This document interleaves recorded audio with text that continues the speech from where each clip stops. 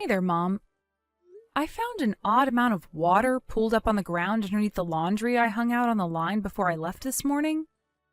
You went and poured buckets of water all over them, didn't you?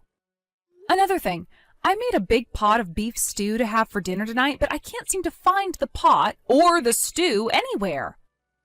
I suppose this is your doing as well, yeah? Plus, it seems that someone has dumped the garbage from the garbage can all over the living room floor.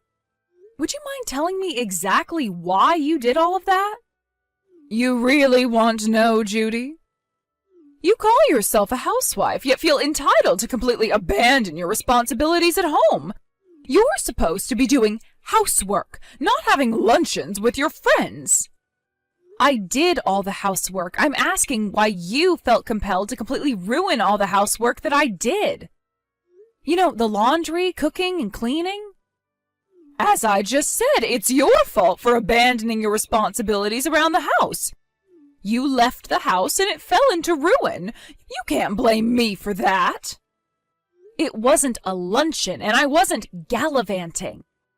I was going to take care of my mom in the hospital. I told you about this beforehand. I can't put all the burden of caring for her on my brother and his wife, so I'm going down to help out when I can to give them a break. Don't be ridiculous. Of course you can put it all on her. That's her job. She married into your family, didn't she? When you married into this family, you agreed to prioritize our needs over your old family's. That's what it means to be a wife. Your brother's wife made the same deal. And allow me to repeat myself, you're a housewife. What sort of housewife doesn't take care of the housework? You have a job to do here, and you'll do it or else. Allow me to repeat myself. I did do the housework.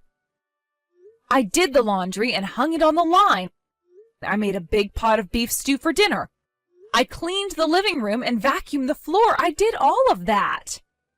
And then you came along and ruined everything I did. Do you have any evidence it was me? Yes. What? Did you forget?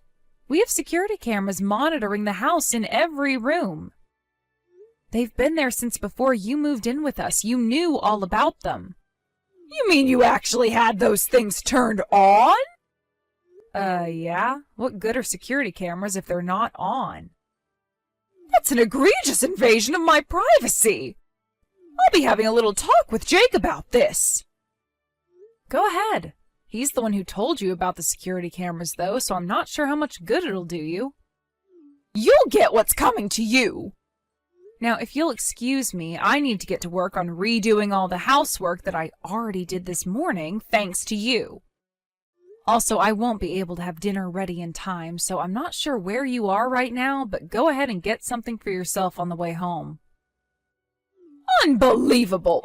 Now you're slacking off on making dinner for us? I'm terribly sorry, but you and the friends you called over for lunch today ate all the beef stew that I was planning to have for dinner, so you'll just have to make do. You can't talk to me that way! Right now, that's the most civil language I can use with you. Impudent little girl! I am your mother-in-law! I'm done with this conversation. I want to get the housework done before midnight. Jake, your mother did it again today. What? She called her friends over for lunch today, and they ate up all the beef stew that I had made for dinner. Are you serious? Yeah, I saw it all on the security monitors. To add insult to injury, she even told her friends that she was the one who made it.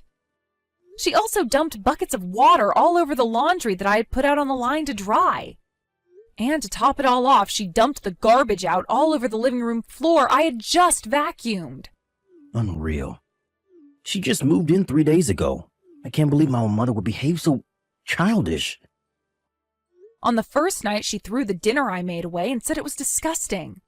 Then yesterday, she told me I was folding the clothes wrong, so she threw them all out of the closet and made me fold them again. I know she's your mother, and I don't want to be disrespectful toward her, but I mean, this is all just too much, right? I'm so sorry, Judy. Well, it's nothing for you to be sorry about. The apartment she was living in by herself burned down in a freak accident, leaving her with nowhere to go on short notice. What else were we supposed to do? We couldn't just kick her out onto the curb. For now, I'll just tell her that she needs to sign a new lease and move out as soon as possible. Her apartment was pretty standard. It won't be too hard to find one that's on the same level. Be okay with it. We can help her out with moving and her initial expenses to help her move out of the house even sooner. Yeah, that might be a good idea. If I knew exactly when she'll be leaving, it could make dealing with her a bit easier. Again, I'm really sorry to be putting you through this. Let me know if anything else happens, okay? Thanks, Jake. I'll do that. I'm getting in the car right now. Do you want me to pick you up something on my way home? You know what? That sounds absolutely fantastic. What are you in the mood for? I was thinking tacos. I'm fine with whatever you want to have. Gotcha. Okay, see you in a bit. Drive careful, Jake. I love you. I don't believe you, Judy. Are you actually going out again? How shameless can you be?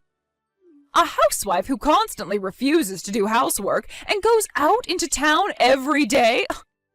I'm more disappointed in you than I can describe. I can't take any more of this. You think you can live off my son's hard-earned money while contributing absolutely nothing to the family, but I won't allow that to continue. You and Jake are getting divorced. Mom, what is wrong with you? You put all of my things down by the curb? And my key doesn't work. Did you actually change the locks on me? I can't get into the house. Oh, you finally came crawling back home, did you? I hope you had fun during your night on the town. Just when I started to think you couldn't possibly become any worse of a parasite, you go out and party the night away until morning. My mom had a major surgery yesterday, and I was staying at my parents' house overnight. I told you all of this beforehand, so I won't let you pretend that you didn't know. And that's all besides the point. Why did you throw all of my things down on the curb? You had better have a very good explanation for this. It's all very simple, Judy. I'm kicking you out of this house. What? What makes you think you have the right to kick me out of my own home? Your home? What on earth are you talking about? This isn't your home. Not anymore. I have no need for a housewife who's never around the house. Get out and never come back. I won't allow you to mooch off my dear son for one more second. Take your things and leave, you worthless parasite. Starting today, this house belongs to me and my son. Is that so? Well then, starting next month, your rent will be $3,500 a month. What? Mom. Oh, there you are, Jake. That awful Judy has lost her mind. You'll never believe what she just told me. When I told her I was kicking her out of the house, she told me I'd have to pay rent.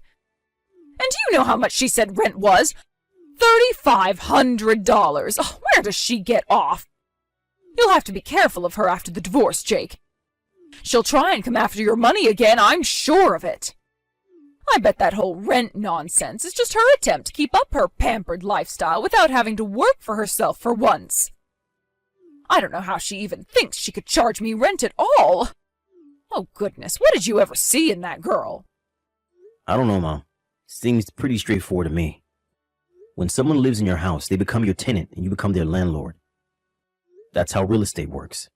Wait, what? The house title is in Judy's name, Mom. It's Judy's? What do you mean? You tried to kick Judy out of the house to live there without her just now, didn't you? Well, if you want the owner of the house to leave the house, seems pretty obvious that you'd have to pay her rent. That's ridiculous. The house is yours, isn't it? Nope, it's not. Legally, the house belongs to Judy. But, that's impossible. She doesn't work. All she does is leech off of your hard-earned money. How could she afford to buy a house? Actually, Judy isn't a housewife.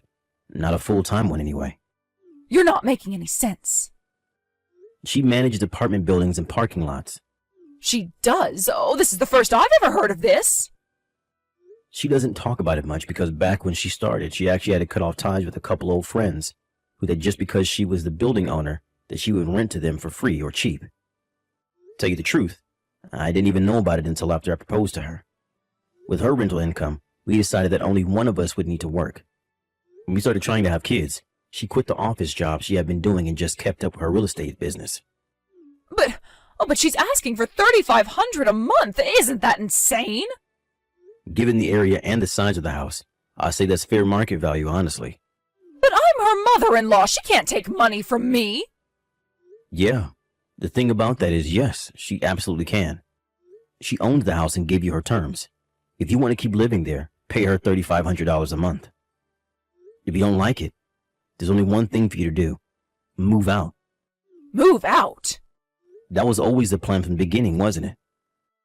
You said when you moved in that you'd only be living with us for as long as it took to get a new apartment. Well, I was only saying that to be polite.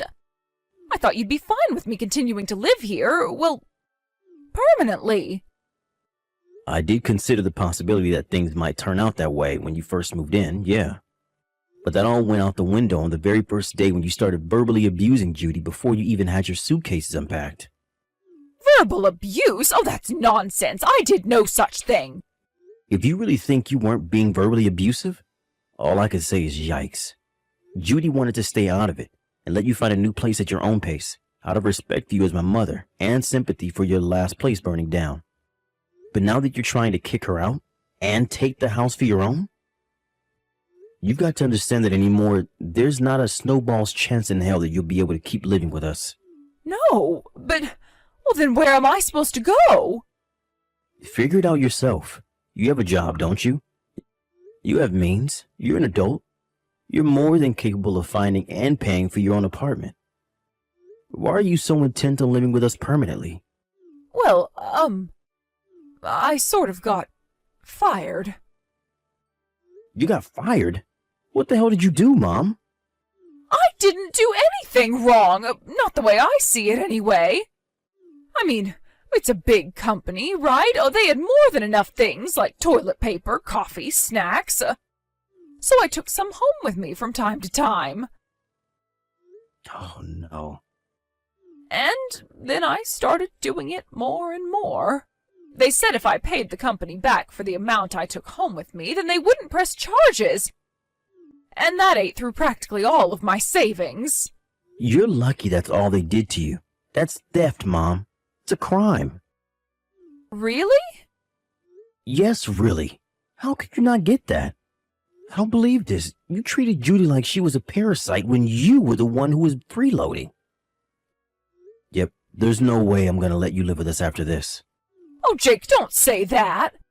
How will I go on if I can't live here anymore? What am I supposed to do? Find a job as a live-in maid or something, I don't know. Jake! Whatever you do from now on is no longer any concern of mine. What are you saying? I have a message from Judy for you. You can continue living in that house if you want, but I'm not budging on my terms. The price is $3,500 a month, no less. If you can't pay it, then I want you out of the house by the end of the month. End of story. But, oh, you don't agree with her, do you? Do I really need to ask? Yes, I am 100% on Judy's side in all of this, and I always will be. Not you too, Jake. If only you hadn't been so horrible to Judy, we might have at least helped set you up with a nice apartment somewhere nearby, or even allowed you to stay with us on a more semi-permanent basis. That's long gone now, though, and you have only yourself and your horrendous, evil behavior to blame. Jake, wait! Always knew you had a bit of a self-centered side to your Mom, but I never thought you'd do a thing like this. I'll come by to pick up my things from that house after you moved out as soon as you possibly can. Don't feel like you have to wait until the end of the month either. The sooner you're out of our life, the better.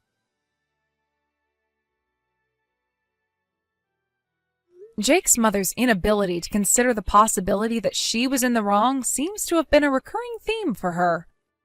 Even her husband, Jake's father, had been putting up with her for years, and when Jake moved out of the house several years ago, he decided that the time was right and divorced her.